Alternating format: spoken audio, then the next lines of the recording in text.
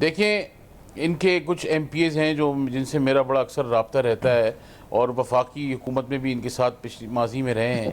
وہ اکثر ہمیں یہ کہتے ہیں کہ یار ہم کام نہیں کر پاتے ہیں. جہاں ہم اپنی منسٹری کے آفس میں آ کے بیٹھتے ہیں ہمیں کال آ جاتی ہے بھائی بنی گالا فالو پہنچو. سارا دن وہاں پہ چلا جاتا ہے. نہ ہم منسٹری چلا سکتے ہیں نہ ہم اسمبلی میں اپنے آپ کو پیش کر کے اسمبلی کے اندر مسائل کے اوپر بات کر سکتے ہیں. تو ان کی توجہ تو اس پہ ہے. مگر جہاں تک سیکیورٹی کا لیپس رہا ہے وہ کے پی کے اندر شروع سے رہا ہے. اور ان کے پورے 10 سال کے ٹینیور میں آپ کو یاد ہے کہ یہ ایک زمانے میں دفتر بھی کھولنا چاہتے تھے اور ساری چیزیں کرنا چاہتے تھے.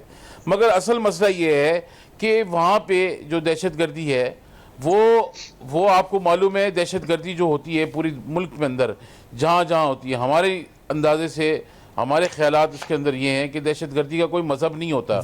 دہشت گرد ہوتا ہے چاہے وہ رائٹ ونگ سے ہو یا لیفٹ ونگ سے ہو یا سینٹر فارورڈ سے ہو. مگر سیکیورٹی ایجنسی جو کے پی کے اندر صوبائی حکومت کے انڈر آتی ہیں وہ ان کو اب تک آرڈرز کیوں نہیں دیے گئے ہیں کہ آپ اس میں حرکت میں آ کے حالات کو پرامن رکھیں اور پرامن ماحول وہاں پہ کریٹ کریں.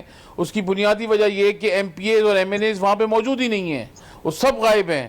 ان کو صرف اور صرف پاور کوریڈور, الیکشن پہلے کرا دو, یہ سب چیزوں کے اوپر ان کی فوکس ہے. جس حال پہ آج نیش پہ ملک بیٹھا ہے اس لحاظ سے تو ان کو اپنے علاقوں کے اندر ہونا چاہیے تھا.